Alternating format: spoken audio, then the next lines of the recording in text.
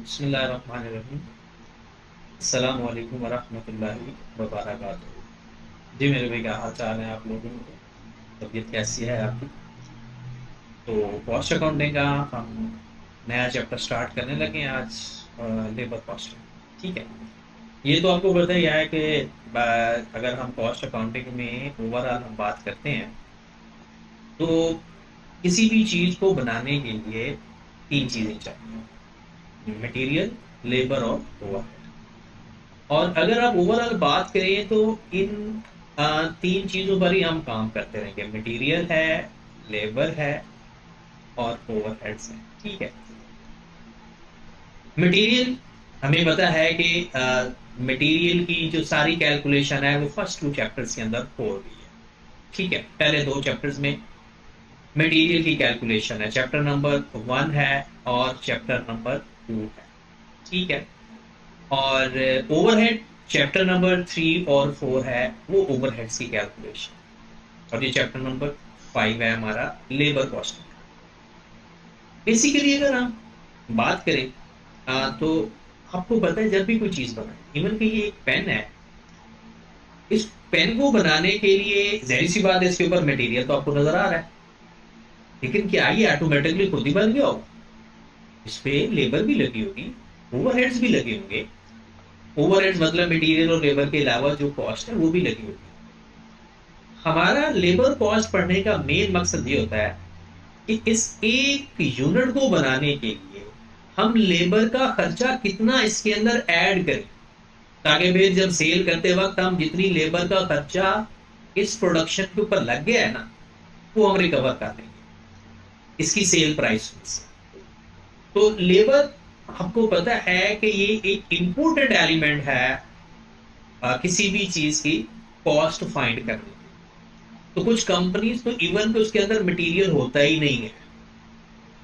अब हैरान हो गए कि ऐसी कौन सी कंपनी इंडस्ट्री आ गई कि जिसमें मटेरियल ही नहीं होता, जो कि सर्विसेज प्रोवाइड करती हैं।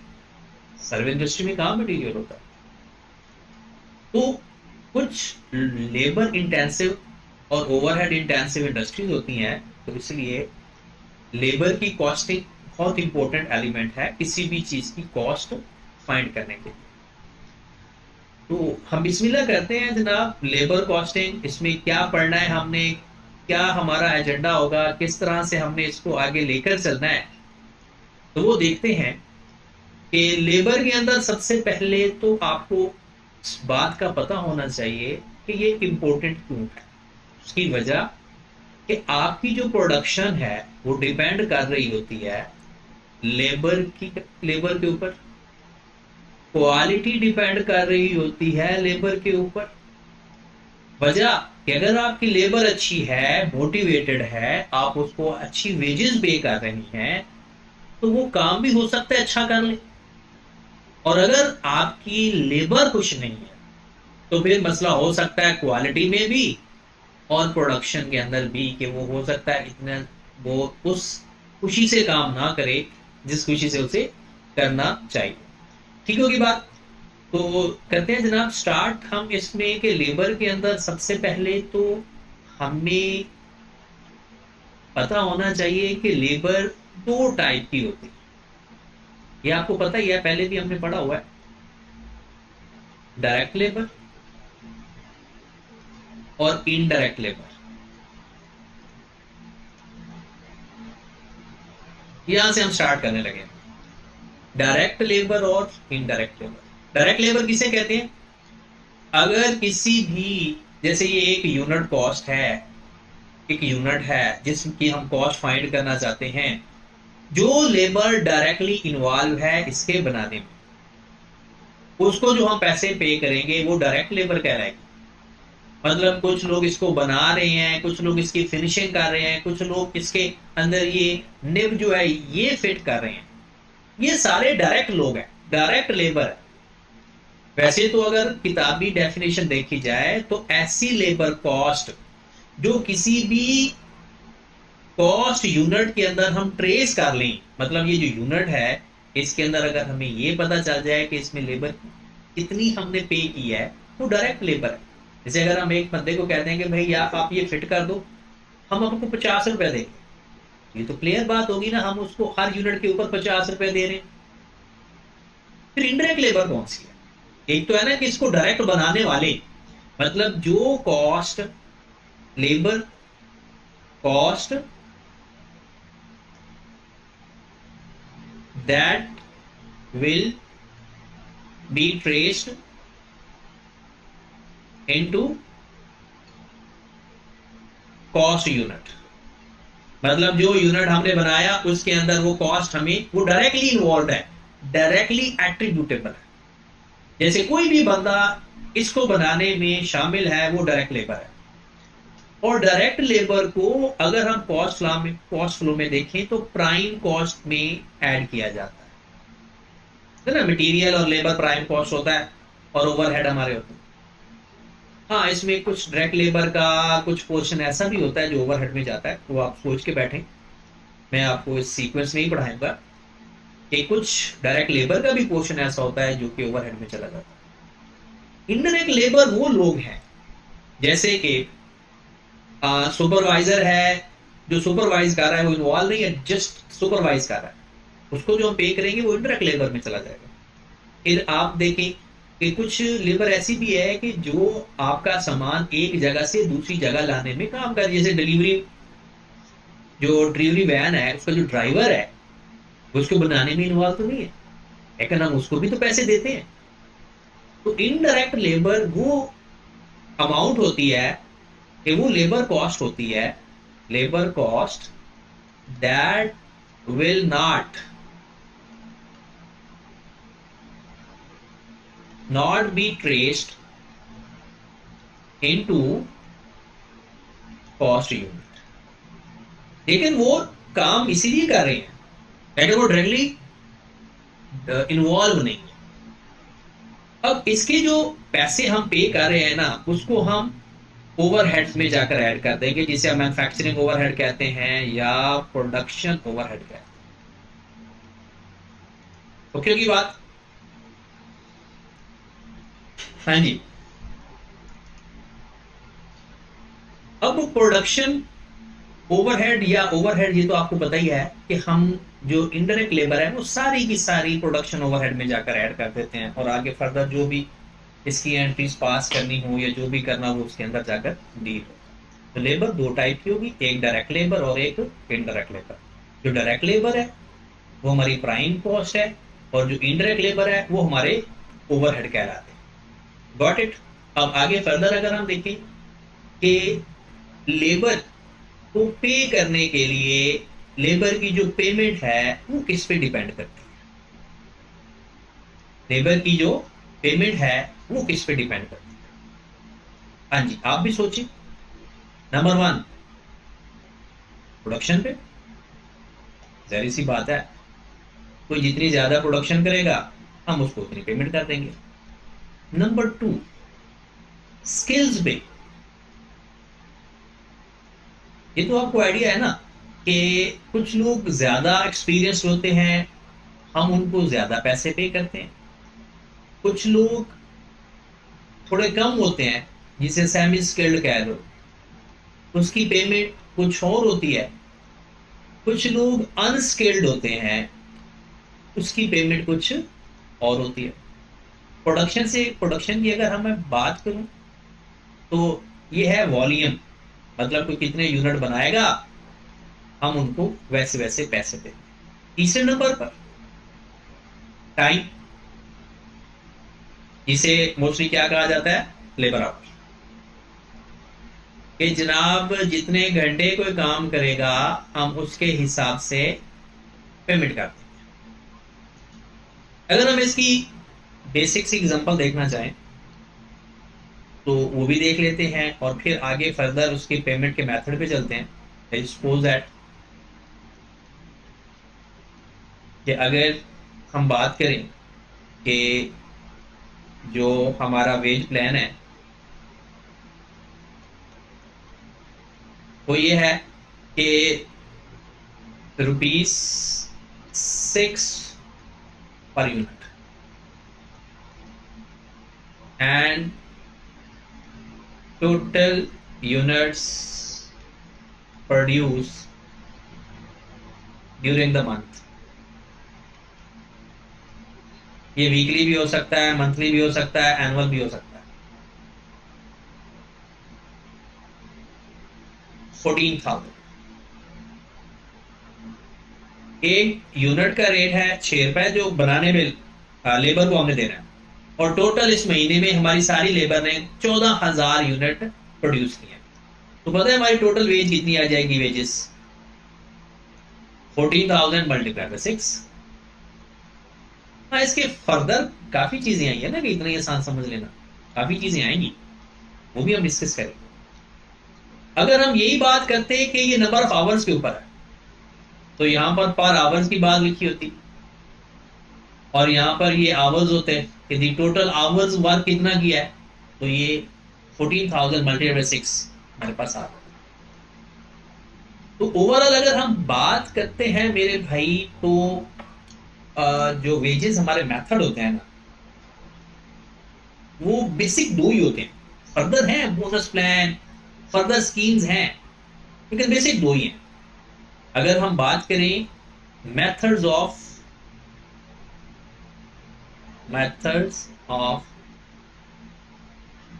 Veg plan, number 1 time based या टाइम रेट, जिसको कहते हैं आवरली बेस्ड, जिसको कहा जाते हैं डे रेट सिस्टम, ये इसके नाम। और दूसरा जाहिर सी बात है पीस वाइज।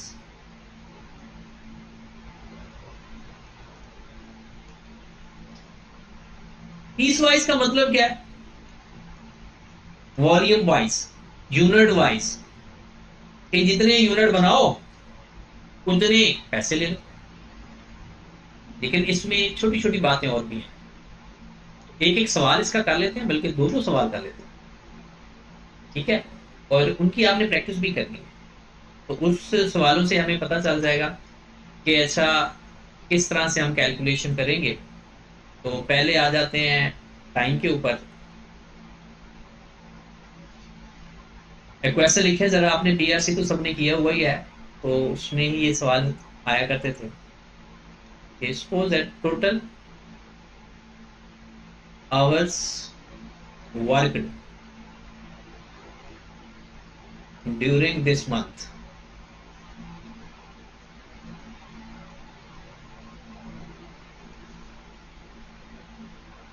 और कितने घंटे आप काम कर लेते हो एक महीने में? क्योंकि ना लेबर ज्यादा होती है ना, तो वो हम तकरीबन कह देते हैं जी 2,000 आवर्स। अब ये ना गिनने बैठ जाना कि यानी एक महीने में 2,000 आवर्स होते हैं या नहीं होते, लेबर ज्यादा हो सकती है, तो इसलिए इसकी कैलकुलेशन आपने नहीं करने बैठ जाना। और पेमेंट हम कैसे करते हैं? पेमेंट है जनाब ₹800 पर hours, and over time will be paid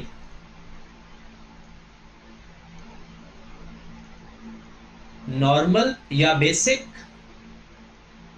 plus half. ये क्या होता है? मतलब जब कभी ऐसी सिचुएशन आ जाए कि वर्कलोड बढ़ जाए, बजाय इसके कि हम नई लेबर हायर करें, हम पुरानी लेबर से बात कर लेते हैं कि भाई साहब अगर आप पहले 8 घंटे पर डे के हिसाब से काम कर रहे हो, या स्टैंडर्ड आवर्स हैं 600 घंटे महीने के अंदर, तो आप ना 2 घंटे और काम कर लें या 3 घंटे और काम कर लें, हम आपको 800 रुपया तो पे करेंगे करेंगे, उसके ऊपर 400 रुपया भी पे करेंगे। मतलब अगर मैं सादा सी बात करूं, तो ओवर टाइम पर आवर 1,200 रुपए में पड़ गया।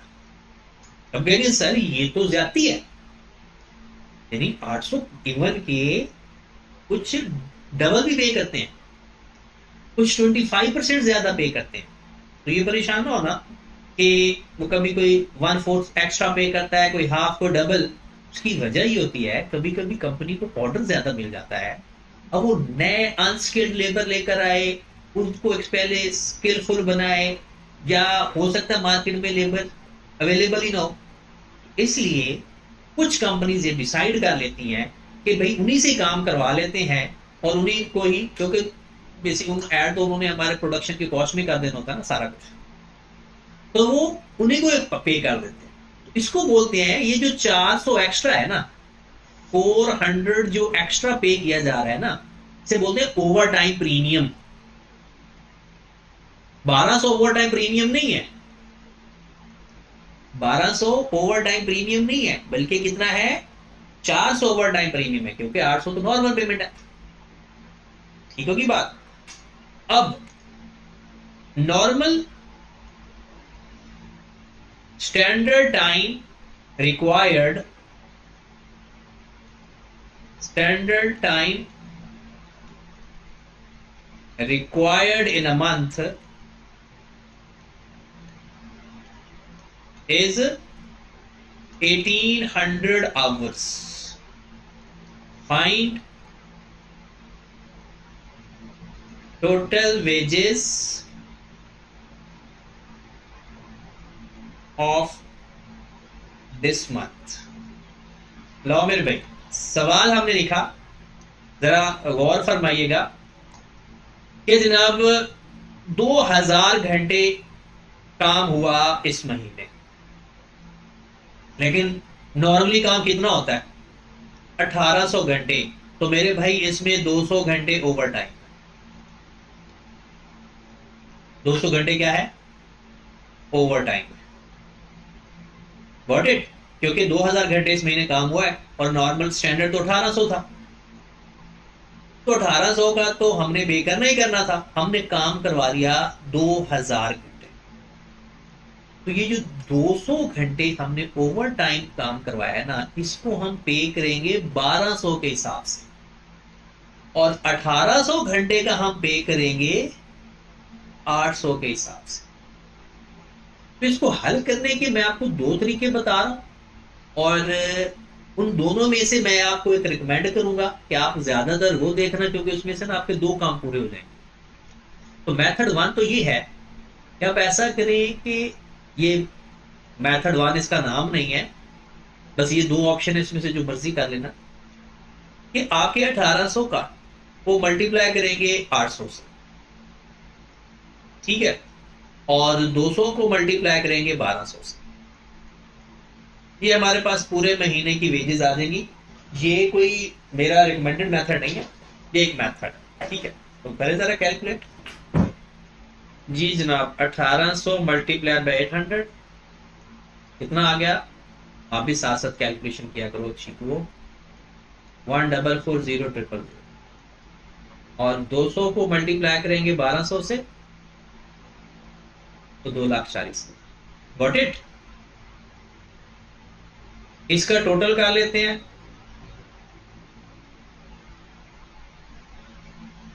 तो 1680000। लेकिन ये मैं रिकमेंड नहीं करूंगा। हाँ आप कर ले, आसान है, कर लेना, लेकिन मैं ये रिकमेंड नहीं करूंगा। मैं ये रिकमेंड करता हूँ मेथड टू, जो हम पीआरसी में किया करते थे। 2000 आवर्स काम किया मल्टीप्लाइड बाय नॉर्मल पेमेंट, ये तो सबको पे करना ही करना है, लेकिन जो 200 काम किया है ना, इसको आपने एक्स्ट्रा 400 भी पे करना है। इसे कहते हैं, अगर मैं बात करूं, इसे कहते हैं बेसिक स्विज, और इसको कहते हैं ओवर टाइम प्रीमियम, नाम भी इसका है, बेसिक और ओवर टाइम प्रीमियम। अब ये जो बेसिक है, ये आ जाएगा हमारे पास जनाब 1600,000, और जो ओवर टाइम है ये हमारे पास आ जाएगा 80,000। आंसर हमारा वही आएगा। लेकिन इस मेथड का भी फायदा क्या, आपको तो ये ज्यादा शायद मेथड वन ज्यादा आसान लग रहा है। इस मेथड का ये फायदा है कि ये जो अमाउंट है, ये है हमारी प्राइम कॉस्ट, कभी जिंदगी में जरूरत पड़ सकती है, ऐसे हालात पैदा हो सकते हैं। तो ये है हमारे पास प्रोडक्शन ओवरहेड या फैक्ट्री ओवरहेड। इसलिए इस मेथड में हमें, क्योंकि यहां से प्राइम कॉस्ट और मैन्युफैक्चरर यानी ओवरहेड्स को आइडेंटिफाई करना मुश्किल है। तो जब भी सवाल आए, आपने करना क्या है, बेसिक जो सारा पे करना ही करना है, और ओवर टाइम आपने किस तरह से पे करना है वो ये थी। Got it? एक सवाल तुम करोगे। अच्छा, मैंने तो सवाल साथ करवा देना है। आपने करना क्या है, जब मैं सवाल लिखूंगा तो वीडियो पॉज कर देनी है, सवाल हल करना है और मेथड 2 से करना है, ठीक है? और फिर उसके बाद इसका सोल्यूशन देना। Got it? ये जरूरी है। कॉस्ट का पेपर ऐसे नहीं पास होता, उसके लिए थोड़ा सा आपको डिफरेंट करना पड़ेगा। जी मेरे को आए, जरा क्वेश्चन लिखते हैं। Total labour work 4,000 hours during this week.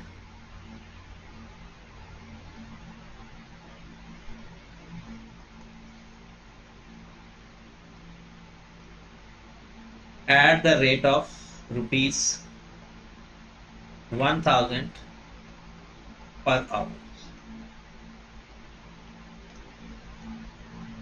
Normal time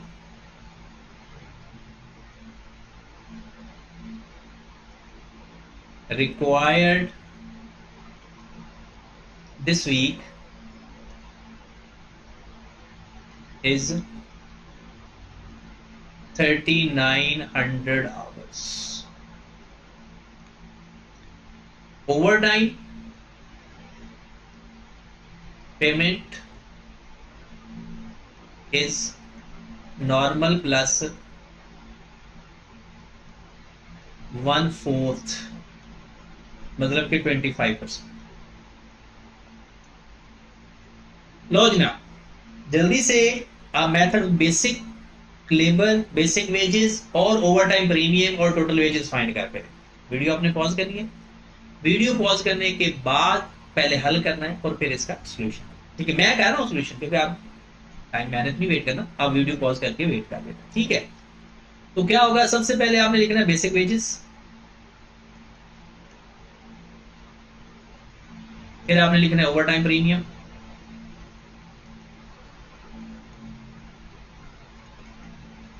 फिर आपने लिखना है टोटल वेजेस। लो मेरे भाई, बेसिक वेजेस कितने घंटे काम किया, 4,000 मल्टीप्लाई बाय 1,000, क्योंकि बेसिक वेजेस तो नॉर्मल पेमेंट सारे, ओवरटाइम भी साथ ही होता है, ओवरटाइम प्रीमियम नहीं होता बस। तो ये कितना आ जाएगा मेरे भाई, 4 बिलियन। ओवरटाइम प्रीमियम सबसे पहले देखिए ओवरटाइम है कितना, 100 आवर्स, और उसको ओवर कितना पे करोगे, 250। जाहिर सी बात है, 1000 तो बेसिक में चला जाएगा और 25% ओवर टाइम के ऊपर जो प्रीमियम पे कर रहे हैं वो हमारा है 25,000। टोटल वेजेस हमारी आ जाएंगी 4025। Got it? मुझे उम्मीद है ये आपको समझ लग गया होगा, और अगर नहीं समझ लगा तो एक बात याद रखें कि आपने व्हाट्सएप ग्रुप में मैसेज करना है, कोई बात पूछनी हो तो। एक आप लोगों के लिए स्पेशल व्हाट्सएप ग्रुप क्रिएट किया मैंने, उसमें मैसेज किया करें, तो मैं इंशाल्लाह कोशिश करूंगा कि एज अर्ली एज पॉसिबल उसका रिप्लाई कर देती हूँ। और हो सकता है आपका कोई क्लासमेट ही रिप्लाई कर दे और आपका मसला जल्दी हल हो जाए, ठीक है? लो मेरे भाई, दूसरा सिस्टम है वॉल्यूम प्रोडक्शन या पीस वाइज। ठीक होगी बात? हाँ जी, पीस वाइज। अगर हम बात करें पीस वाइज या प्रोडक्शन वाइज सिस्टम की, इसमें एक छोटा सा कॉन्सेप्ट साथ ऐड होता है, वो है minimum guaranteed wages. Minimum guaranteed wages, इसका मतलब क्या है? सपोज दैट हमने कह दिया ना अपनी लेबर को कि भाई साहब आप जितने यूनिट बनाओगे ना, हम आपको हर यूनिट के बदले पैसे दें। ठीक है, बात तो हो गई। अब प्रॉब्लम ये है कि कभी ज्यादा यूनिट बनाने पड़ जाते हैं, कभी कम। मतलब डिमांड के हिसाब से भी तो होता है ना, हमारे ऊपर थोड़ी डिपेंड करेगा, हम तो लगे रहेंगे। डिमांड पर भी तो डिपेंड करेंगे ना।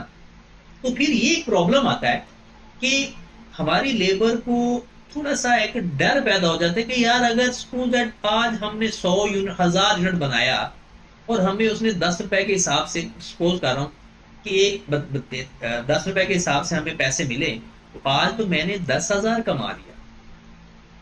यानी 1000 यूनिट बनाया और एक यूनिट का 10 रुपए मुझे मिला, मैंने तो 10,000 रुपए कमा लिया। एक दिन ऐसा आया कि मैंने 100 यूनिट बनाया बस, और उसको 10 से मल्टीप्लाई किया तो 1,000 रुपए, 10,000 से फौरन 1,000, प्रॉब्लम तो आ गया ना। अब 10,000 कमाने वाला 1000 में कैसे गुजारा करे? या कभी ऐसा हो, अल्लाह ना करे उस कंपनी के साथ ऐसा हो, लेकिन इन केस डिमांड बहुत कम हो गई, तो क्या वो 100 रुपए में गुजारा करेगा, जो कि इम्पॉसिबल है। तो फिर लेबर को मोटिवेट करने के लिए, उनको कॉन्फिडेंस और सिक्योरिटी पर्पस के लिए कि भाई साहब हम आपको ना एक मिनिमम गारंटी दे रहे हैं कि हम आपको एक वेजेस देंगे, चाहे आप इवन के जीरो प्रोडक्शन भी होता है। हाँ, कभी कभी ऐसा भी होता है कि वो कह देता है कि मिनिमम इतनी प्रोडक्शन है और इतनी मिनिमम वेजेस है, उसके ऊपर वो जो ओवर टाइम टाइप चीज हो जाती है। तो ऐसा होता है कि भाई साहब जो मिनिमम वेजेस है ना, वो जीरो प्रोडक्शन के ऊपर भी आप उन्हें देंगे, ये एक स्टैंडर्ड सेट करके दे, ऐसा भी हो सकता है। वो सवाल जैसे गिवन होगा वैसे देखेंगे। और प्लस उसके फिर बाद प्लस उसमें कर देंगे नंबर ऑफ यूनिट्स, वो जितना करेगा number of units multiplied by per unit.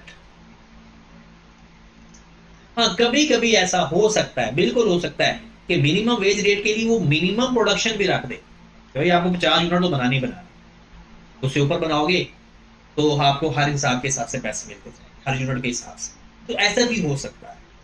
और ये भी होता है कि जीरो प्रोडक्शन के ऊपर भी मिनिमम वेज आपको गारंटी दी जाती है, और उसके ऊपर जितने यूनिट बनाए उसके ऊपर आपको पैसे मिलते रहते हैं। तो करते हैं सवाल, आए जरा इसका भी कुछ क्वेश्चन देख लेते हैं। हाँ जी, क्वेश्चन देख लें मेरे भैया। सपोज दैट हमारे पास है कि minimum wage is guaranteed rupees 5,000 per week, या एक वीक का ही है कि जब भी काम करते हैं कि एक वीक में 5,000 हम देंगे अगर कोई काम ना हुआ। और production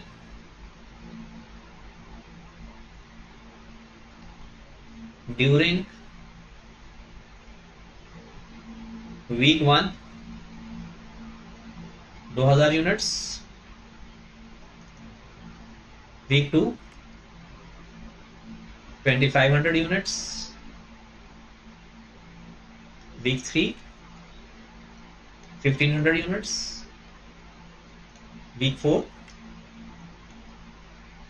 3,000 units. Minimum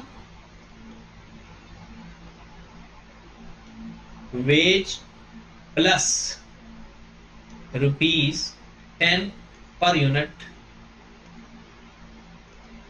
find wages for different weeks and total wages of 4 weeks। Solution तो आपके दिमाग में आ गया होगा पहले ही, और आपके ख्याल में अगर आप ये सोच रहे होंगे कि ये सवाल हमें पेपर में आ गया, ऐसी नहीं है, ये एक एडजस्टमेंट होती है।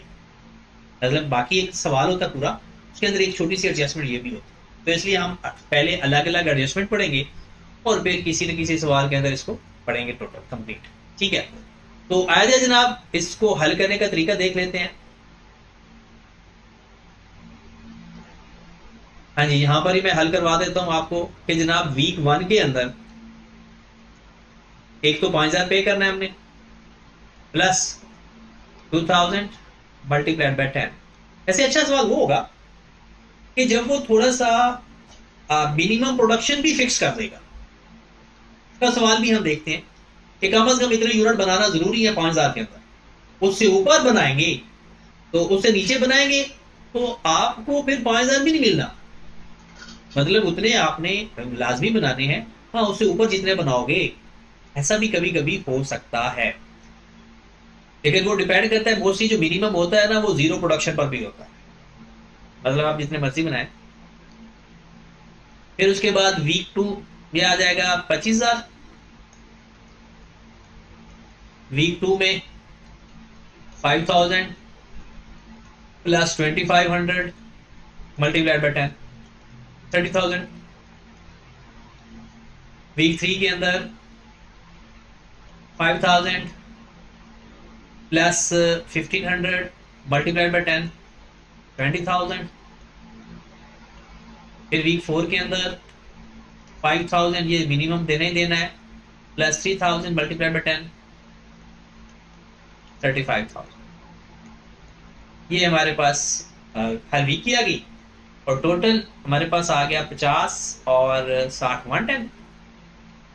110 तो चेक कर लेना, कैलकुलेशन कर लिया करो। कैलकुलेशन अगर थोड़ी बहुत ऊपर नीचे हो जाए ना तो वो एडजस्ट खुद ही कर लिया करो, ठीक है? नहीं ठीक होगी बात। यहां तक कोई मसला दोनों सिस्टम के अंदर? चैलेंज तो इसका सवाल मैं आपको बुक से रेफर कर दूंगा। हम इस लास्ट छोटा सा कॉन्सेप्ट इस और लेक्चर में कवर करते हैं, फिर बस करते हैं। और आपने बुक से लाजमी पढ़ना है इसको एक दफ़ा। ज़रूरी नहीं है कि बुक से सवाल आएंगे, लेकिन बुक को एक दफ़ा पढ़ना ज़रूरी है, बस एक दफ़ा ही अच्छी तरह, बस उसके बाद बार बार नहीं पढ़ने की जरूरत पड़ेगी। एक दो टर्म्स आप हमारे सामने आएंगी। आज दो टर्म्स पढ़ाता हूँ, कल दो टर्म्स पढ़ा दूंगा। एक लफ्ज आएगा प्रोडक्शन और एक लफ्ज आता है productivity.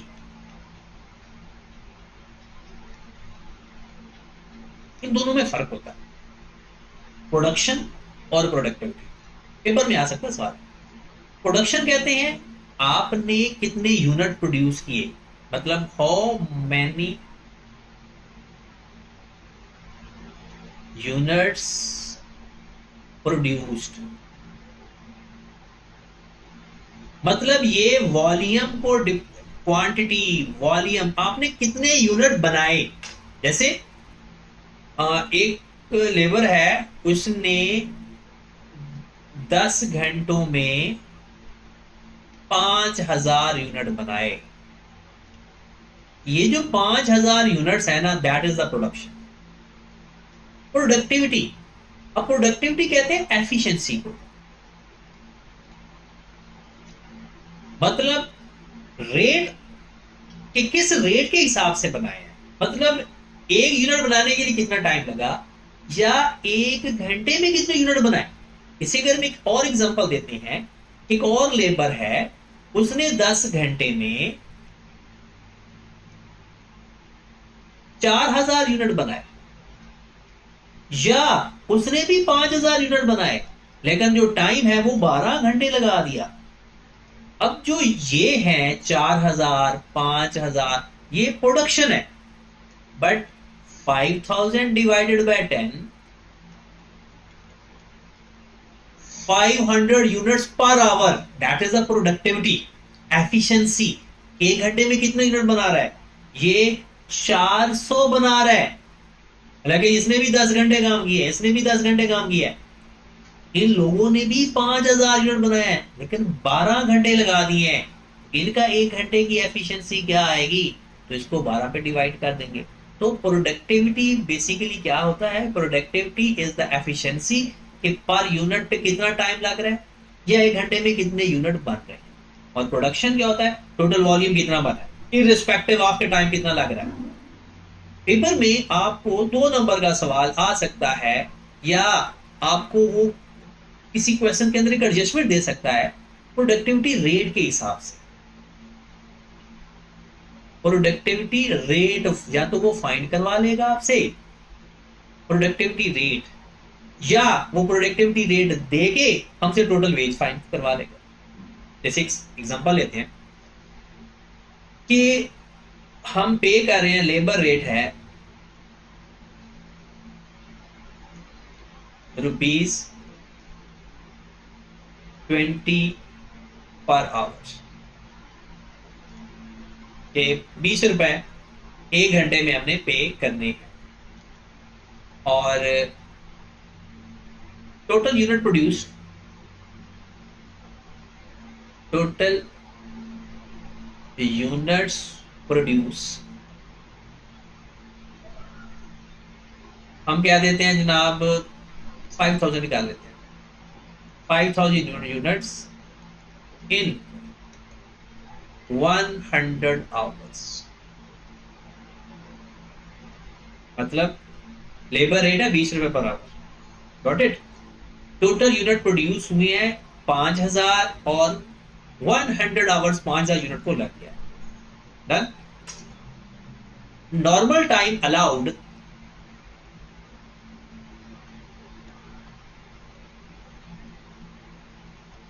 For this production,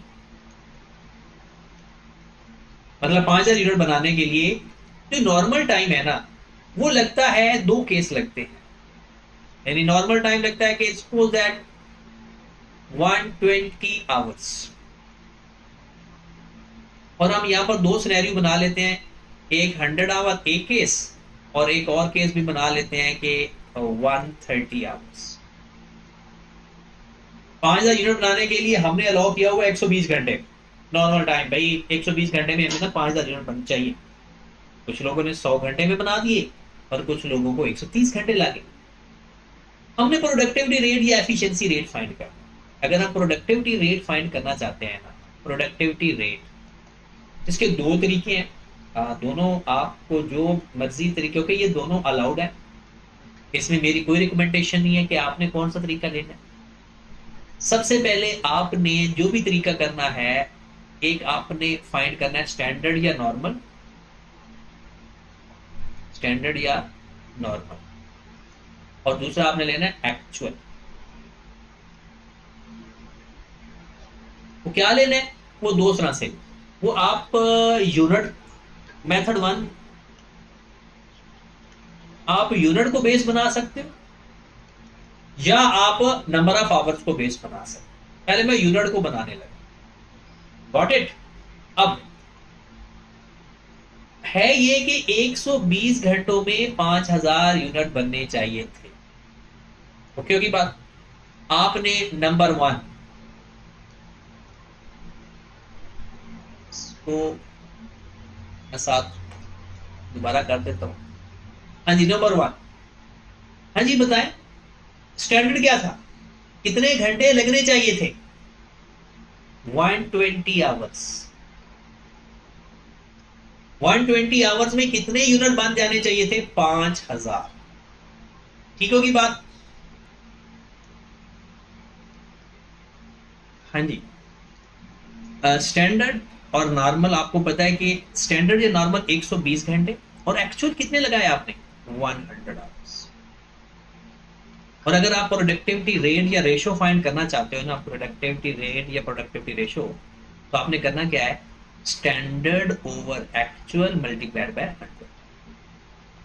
standard over actual multiplied by, करो जरा, 120 डिवाइडेड बाय 100 मल्टीप्लाइड बाय 100, तो कितना आ गया? 120%।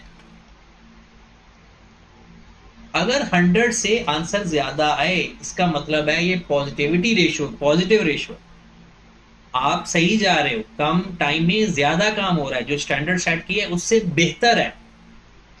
और अगर इन केस प्रोडक्टिविटी रेशियो, क्या करना है, स्टैंडर्ड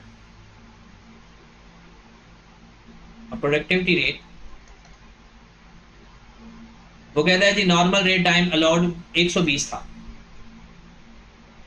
तो आपने करना क्या है जनाब, 130, एक्चुअल आपने 130 घंटे में किया। अब standard over actual multiplied by 100। अब देखो जरा,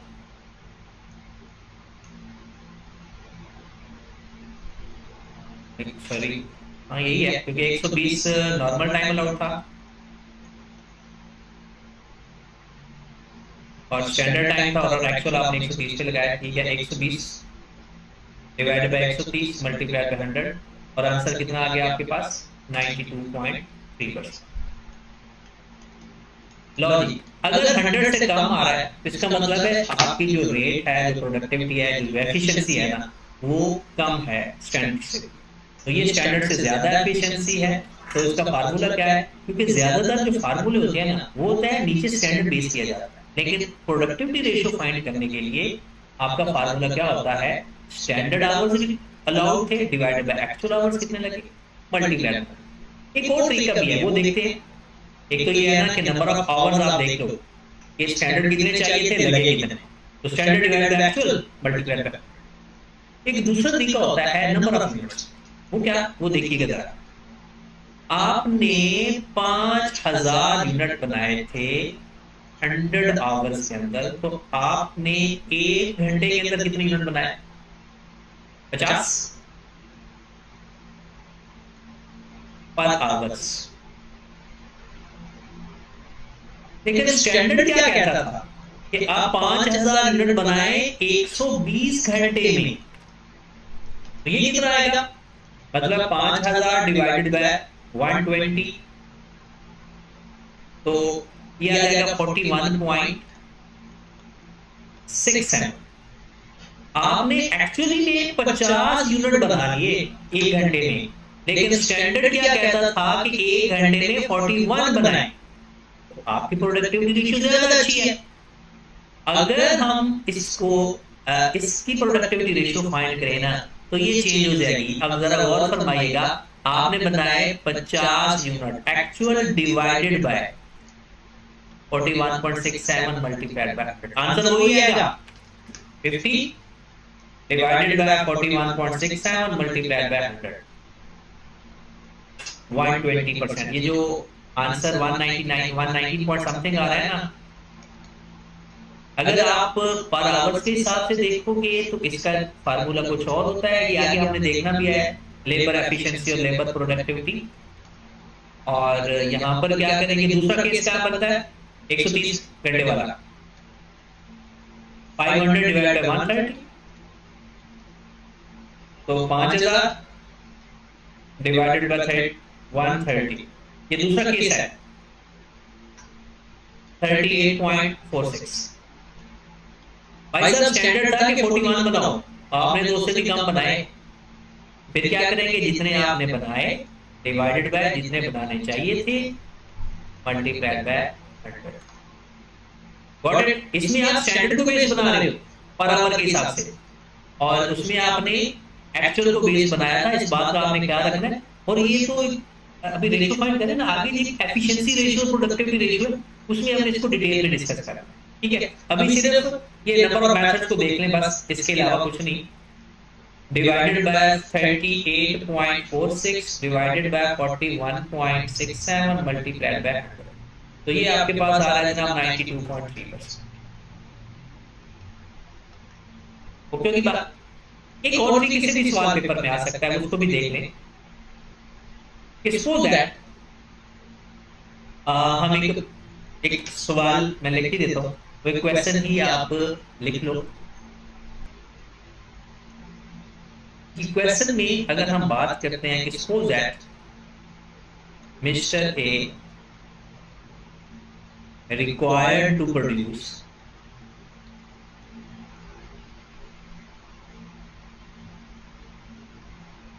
8 यूनिट्स पर आवर। स्टैंडर्ड हो गया। मिस्टर ए से रिक्वायर्ड है कि भाई साहब वो 8 यूनिट बनाए 1 घंटे के अंदर। ही प्रोड्यूस्ड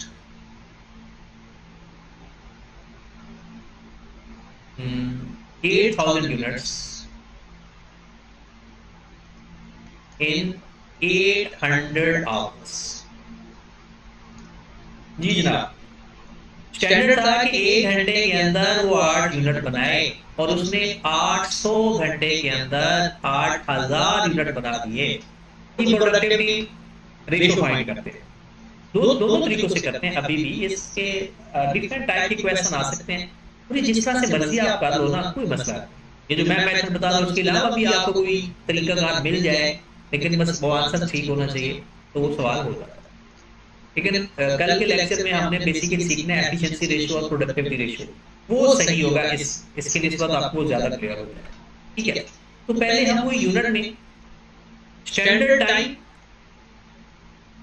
कितना रिक्वायर्ड था, 8,000 यूनिट को 8 पे डिवाइड कर दें तो 1,000 घंटा, 1,000 घंटा चाहिए था, लेकिन हमने कितने में कर दिया, एक्चुअल में हमने 800 घंटे में काम कर दिया।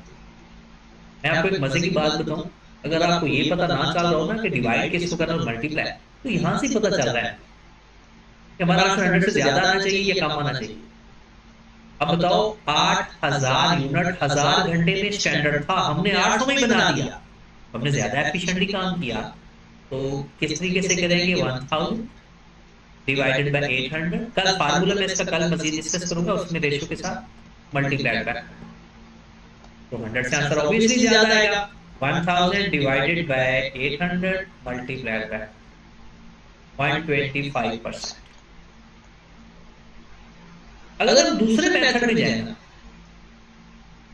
उसमें देखें, हम नंबर ऑफ यूनिट्स में देखते हैं 800 घंटे में कितने यूनिट बनने चाहिए थे,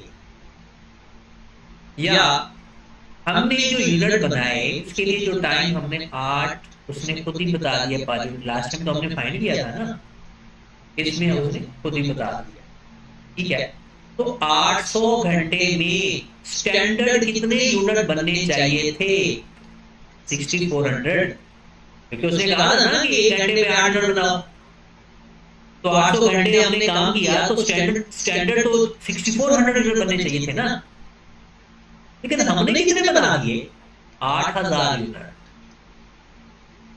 तो जनाब वही 8,000 डिवाइडेड बाय 6400 मल्टीप्लाई बाय 100, इसका भी 125% ही आएगा। अब करके देख लो, 8,000 डिवाइडेड बाय 6400 मल्टीप्लाई बाय 100, बात समझ लगी ना। तो चलिए मेरे भाई, आज हम यहाँ तक ही रखते हैं। आपने ऐसा करना है कि जो हमने लेक्चर दिया आपको, इसको पहले लाजमी रिवाइज करना है, अपने नील नोट्सों में इसको एक दफा रिकॉर्ड करना है, फिर आई कैप की किताब खोलनी है और आई कैप की किताब के कुछ पेजेस आपने पढ़ने हैं, वो मैं आपको बता देता हूँ, रिकमेंड कर देता हूँ। आए जरा अपनी बुक निकाल लें या पहले सिर्फ नंबर ऑफ पेजेस लिख लें। एक तो पहला पेज, इसको अभी पढ़ने की जरूरत नहीं है, ये हमेशा एंड पे पढ़ना है क्योंकि ये पूरी बुक ओवरव्यू होता है। आपने ये पेज पेज नंबर 112 से पढ़ना शुरू करना है मेरे भाई। एक पेज पढ़ना है, इसमें आपने ये थोड़ा सा अपनी मर्जी से पढ़ लेना है ये सारा, और टाइप्स ऑफ लेबर कॉस्ट एक दफा एक नजर बस पढ़ते जाना, और कोई बात अच्छी लगी उसको हाईलाइट कर लेना है आपने। ठीक है, उसके बाद आपने ये लेबर एक्टिविटी को पढ़ लेना है, प्रोडक्टिविटी, ये चीज हमने प्रोडक्टिविटी, इसके अंदर जितनी भी एग्जांपल्स आती है वो भी आपने सारी करनी है। कोई चीज अगर मिस हो जाए तो वो हम बाद में डिस्कस कर लेंगे। 113 पेज भी आपने पढ़ना है, फिर ये 20 वेज ये भी हमने पढ़ लिया, ये भी आपने पढ़ना है। उसके बाद 113 के साथ अपने यहाँ तक पढ़ना है। ठीक है, एग्जाम्पल नंबर 3 तक आपने करना है। जो कुछ इसके अंदर है आपने लाजमी देखना है, इसमें कोई मसला है तो कल इंशाल्लाह डिस्कस करना है। और आपने इसको यानी पोर्टल के अंदर भी मैसेज की ऑप्शन है, वहां पर मैसेज कर सकते हो, फिर आप व्हाट्सएप ग्रुप में मैसेज कर सकते हो, जहां भी आप मैसेज करोगे आपको रिस्पॉन्स मिल जाएगा। ठीक है, कितना आज के लिए इतना ही काफी है। अल्लाह हाफ़िज़।